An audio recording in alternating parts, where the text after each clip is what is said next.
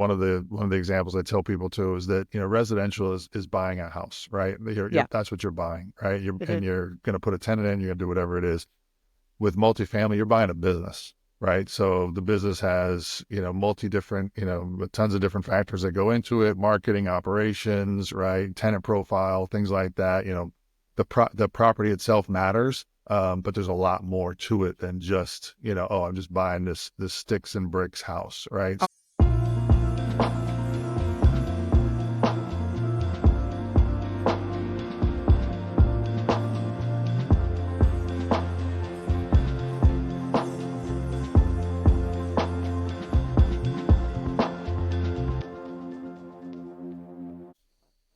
Well, hello, and welcome back to the Amanda Kaufman Show. And we are continuing our series on coaches that don't suck. And Seth Sundberg, welcome to the show. I'm really excited that you're here as another coach that doesn't suck. Thanks, Amanda. Honored to be here. Love it. So, Seth is a former professional basketball player, and he brings his passion and drive to the real estate industry. And as the founder and CEO of 7 Foot Solutions, he specializes in multifamily real estate, helping clients achieve high returns with strategic insights. Seth also runs an accelerator program for multifamily operators and vendors, offering personalized coaching to elevate their success. A frequent podcast guest, he shares his valuable market trends and investment strategies. So, Seth, I'm just so excited that you were ready to jump on the show and talk to us a little bit about coaches that don't suck. Talk to me a little bit about what the role of coaching has been in your own life. Like, why is coaching important to you? Sure. Yeah, no, it's great. It's really interesting, Amanda, because I played professional basketball for 7 years, played with the Lakers for a while, played overseas in about 10 different countries. But even before that, when I first started, when I was playing basketball at 12 years old, like there was always coaches, right? So it was just something I just grew up with, kind of took for granted, right? That everybody was just Because it was getting so coached at some level. normalized. It was just Yes. part of the process, right? And it's just like, okay, what does coach want us to do? Do I like this? Do I not? Right? You figure out how you interact with different coaches, but having that just be part of the, just ingrained into me early on was like, why, we all have coaches, whether it's a parent, whether it's, we're getting influences from somewhere, and it's like, are we making sure that these people are the right influences, to be directing us and pouring into us, right? So, Gosh, I yeah, really it's appreciate you highlighting that because you're also reminding me, like, goodness, I remember being 5 years old and saying to my mother, I desperately want to be a figure skater. And we uh, picked up figure skates from like a garage sale type situation. And the next thing was to enroll in lessons and to yeah, join a club. And yeah, in my own journey, it was the same, like I didn't do professional basketball, but I did figure skate until I was 22 years old, and coaching played a massive role in my yeah, progress there. And I never really thought about it, but you're so right. Like, I think I did receive a lot of coaching for not just figure skating, but I also did student government. I also did science yeah, fair. I also did, like all these things growing up. And it was very normalized for me at a very young age to seek mentorship, to seek guidance. And yeah, like, wow, I honestly really hadn't considered just how normalized coaching really was for me too, yeah, that I then yeah. later became a consultant and a coach. Like, kind of sounds like, feels like duh, but I'm actually having a bit of a download about it. That's cool. Ha- Exactly. Yeah. Yeah, no, and it's not normalized, which is unfortunate, right? And the vast majority of people and entrepreneurs as well, go through a lot of the journey and just without direction, without coaching, without, kind of pitfall expectations and, awareness and things of that nature. It's funny, the other thing that's kind of not normalized is supplementation. And Mm. part of being an athlete, I have a supplement company called Inside Out Goodness as well, and we focus on mental health as probiotics and things like that as well Oh, too. wow. And it's really, again, that's another thing that for me was just kind of, all right, we're going to take supplements, you're going to take multivitamins, you're going to take proteins, you're going to do all these things for performance-based supplementation, and it was just kind of part of the process of, being an athlete. And I think to be in a top performance of anything, in life, in any industry, right? You want to take advantage of these things that are available, and coaching comes in the form of a lot of different ways, right? It's Totally. one-on-one private coaching, it's reading books, it's YouTube. That there's so much stuff out there now. It's getting the right teachers in place and things like that. So yeah, but I think it's a critical piece to the puzzle for sure. I really love this. And it's sparking a bit of a question in me, which is how did you discover that it's not normal? Like, did you ever have a season, for example, where you just believed that you should be able to figure everything out all by yourself, or you should already know something? Like, what revealed to you the truth that there are so Yeah. many people who would benefit from your knowledge and your expertise? Yeah, yeah. I mean, it hit me at first when I was transitioning from basketball into the real world. I wasn't sure what I was going to do once I got done with basketball. It's kind of all I knew. But I was Right. smart enough to know that if my I'd spent a lot of money, I made a lot of money, and I was smart enough to know that if my income drops, that my spending still stays up. That it's going to be short lived for a while, right? So Right. I made some money, put some money into some real estate projects early on, and didn't know what I was doing really, but had a good real estate agent and a not so great loan officer. And that was really when I started going, there's actually like people that aren't good at what they do, right? And Ooh. I ended up moving into running a branch of a national mortgage company myself, and we did really well, and it was a good time. But because I really found out that I liked that type of thing. But yeah, you just kind of see that there's good advice and there's not great advice, right? And sometimes, one of the things I found is that our family is the ones, as much as they care about us and as much as they want us to succeed and have our back and things like that, they're the ones that are giving us kind of more cautionary advice just based on, oh, don't get hurt, type of thing. And it's like, look, sometimes you play the game and sometimes you get punched in the face or elbowed in the neck, or I'm sure figure skating, you're falling down, right? So Yeah, it's like those things are part of the journey, and embracing those is totally. really an important piece of the puzzle too. Well, without risk, there is no reward, right? And I Absolutely. think that there's a ton of I love how you put that. Like it's so true that, typically your family, your friends, the people that maybe you grew up with, and it was a complete, random chance that you had Yeah. those particular relationships. It doesn't stop them from caring about you, but if you have a path that is different, if you're inspired by another path, yeah, you do really want to be careful about that advice. I heard a great quote this summer, and it was, the most expensive advice is the bad advice you take. So, And I loved that because I'm somebody yeah. who to change my trajectory in life, I invested in going to college and I took on the student loans. And then after that, I invested in my career in a really significant way. And then when I Yeah. decided to become an entrepreneur, guess what? I realized I didn't know diddly do about being an entrepreneur in this space. So I invested again, masterminds, Yeah. coaching, connection, books. I invest a ridiculous, amount of time. It feels like, I think, like in comparison to what is normal, Yeah. into that growth and that development, because I It's know great. that I'm going places. And in order to Yep. go there, I've got to take the risks. But I Yep. think like the dumbest risks that you take are probably the ones where you're going completely alone, not in the sense of avoiding your family, but more in the sense of like you being a professional basketball player, like if you went and just hung out with a bunch of footballers, like how was that going to support your career, you know? Right. Right. Yeah, Right. Yeah. yeah. Absolutely. Yep. Yeah. It's got to be in So alignment for sure. so what is your alignment in the real estate? Like why pursue that space? What was it about that drew you in as your Yeah. next focus? Yeah, so when like I said, when I retired from basketball, kind of just fell into it, and really Hmm. just started to I didn't know why the loan officer wasn't great. I just knew I wasn't clear. Like nothing was explained to me. I didn't know anything about finance or anything like that at the time. And that had a So I big started, impact on you, right? Like just absolutely, for yeah, those that don't have that experience, do you mind just like explaining a little bit about what happened yeah. because of So I the mean, bad it was just advice? like, yeah, she was just it wasn't necessarily bad advice. It was little clarity on the process, right? She was just going, here's what you Okay. do, sign this, do that. It was more process based Right. rather than Very going, look, you're procedural. buying your first places, like here's what you want to look out for, here's how debt works.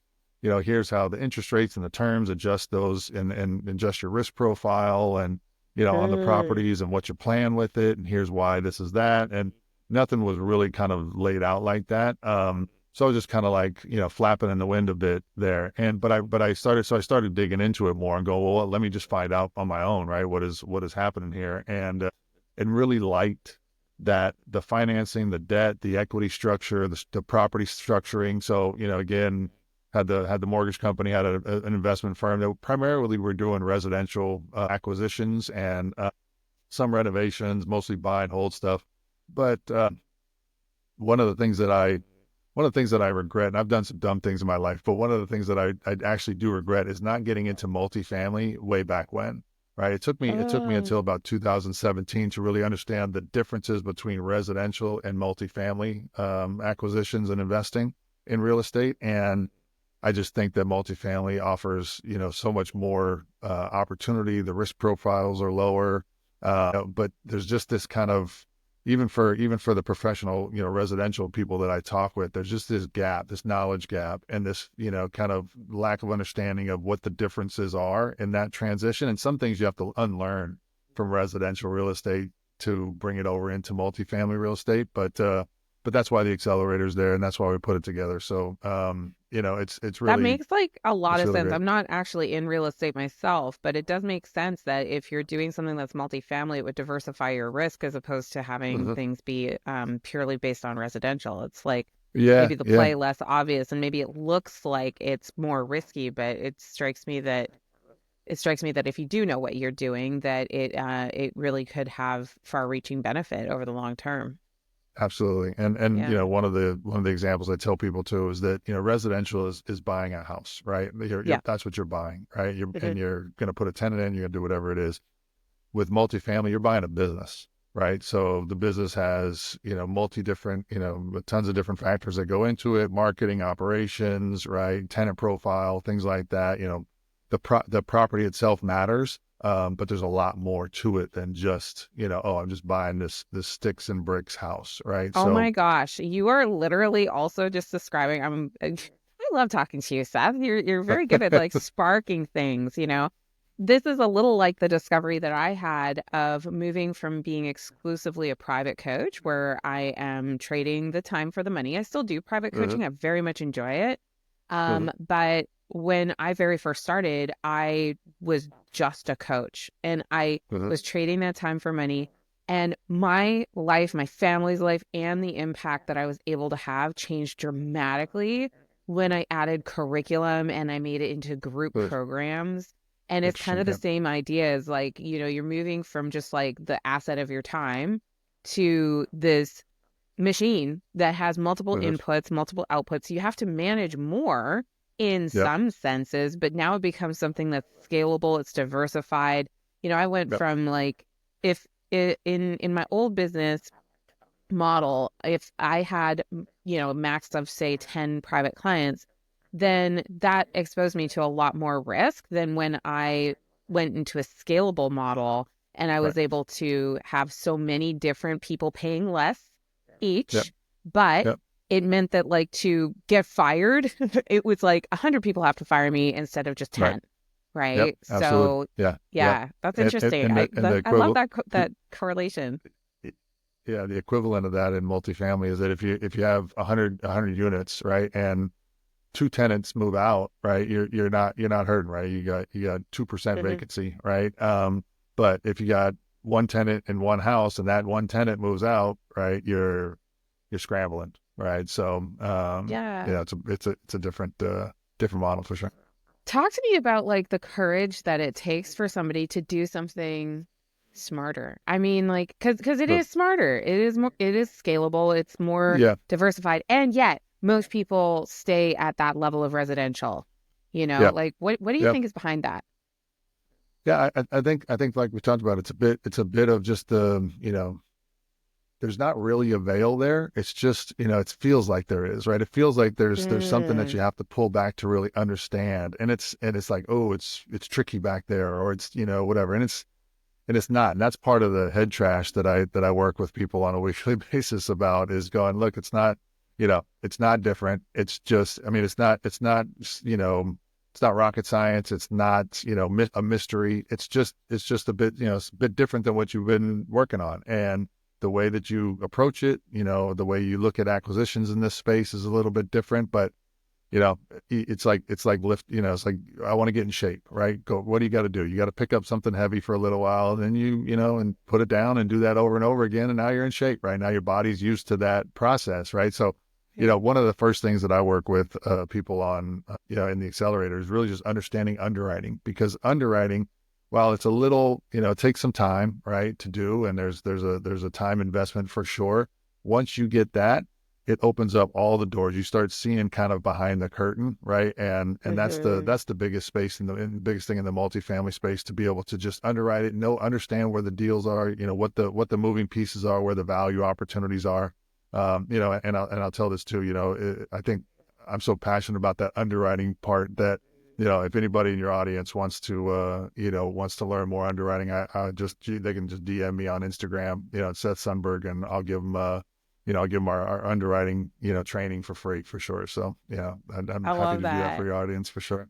Yeah, thank you so much, Seth. And I think like whatever kind of coaching you happen to do, whether you're in, real estate, or if you are like me or business coach, or maybe you're doing financial coaching or relational coaching, I really want to just point out something brilliant that Seth just did, which is he identified a leverage point that is really important to transformation.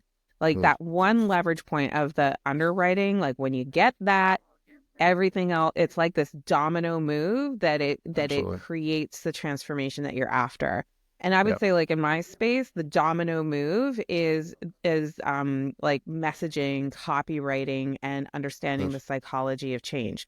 Like when you get that, then everything else is easier. Your sales are easier, your marketing is easier, your Right. coaching is more effective, right? But like identifying that one magic thing. And the other thing that Seth did that is freaking genius is give that away. Yes. Give the most powerful piece that you have away for free, because then people will see just how transformative it really is. And then you're in a much better position for building a really authentic relationship. I love that. Yeah. That was genius. It's so good. Thank you.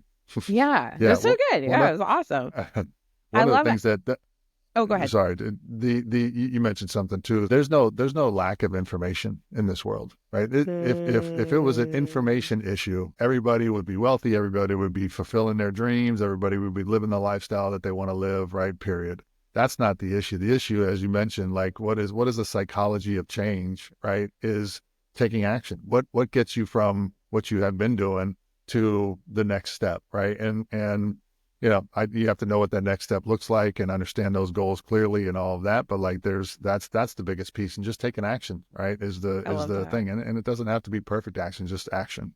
Yeah, I totally, totally believe that. One of my favorite little turns of phrase is your success is in sequencing. Yes. And, I know as a rookie coach, one of my mistakes was I was trying to take the hundreds of books that I've read and try to like force feed that as if I'm some kind of a Wikipedia. And it's like, let Wikipedia be Wikipedia. Your Right. role as an expert is to facilitate moving things faster with greater confidence Yep. and cost avoidance. So Yep. that Yep. success is really like, what are you prioritizing? In what order? Have some kind of a rationale for why you're following that plan, but then Yep. go do the thing, right? And get the Yep. result. Yep. I Yep. love it. Absolutely. Seth, I've been asking everyone in this segment, what are three things that you believe makes a coach not suck? Hmm. It's a great question. I think one of the things that I've seen in a lot of, at least in the multifamily space, is that people get into the space and they go, cool, I just want to do multifamily. Like, I just want to be a part of a apartment complex, and whether it's through syndication or joint venture or buy it outright, whatever the case may be.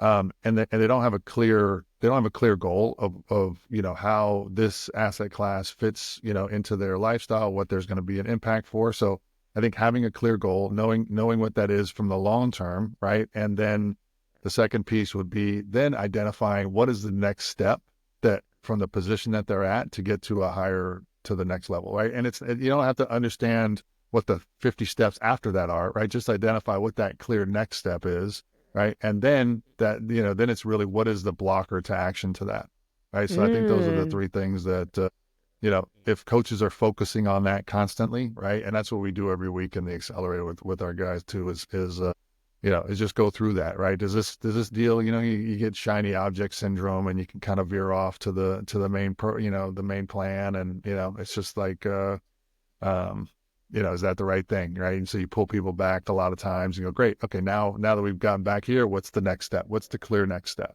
And you just keep doing that over and over on a daily basis. And, success becomes, an inevitable, it just becomes an inevitable, right? Over a certain period of time. Something a lot of my clients really experience is this overwhelm, like they have to do everything all at once. And Yeah. I just feel compelled to tell you, given your history, I always refer to the next action as the NBA. Ooh, It's the there you go. next best Perfect. action, right? It's the Yeah. next Yeah. best action. But I just There you thought it was go. just so funny you said that was Yeah. one of the things. It's great.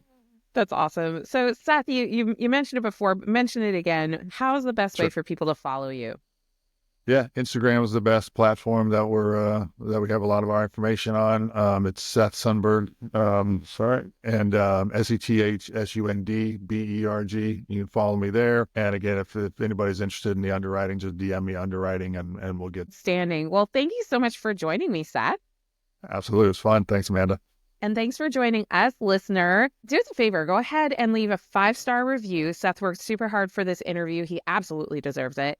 And go ahead and share this with 3 of your friends. If you've got friends that are in coaching and this would be inspiring for them to build more specialty in what they do, share it. If you've got friends that are in real estate or hoping to go into real estate, share it so that they get to know Seth and they get to hear some of these ideas. And don't forget to subscribe so you don't miss the next episode. We'll see you next time.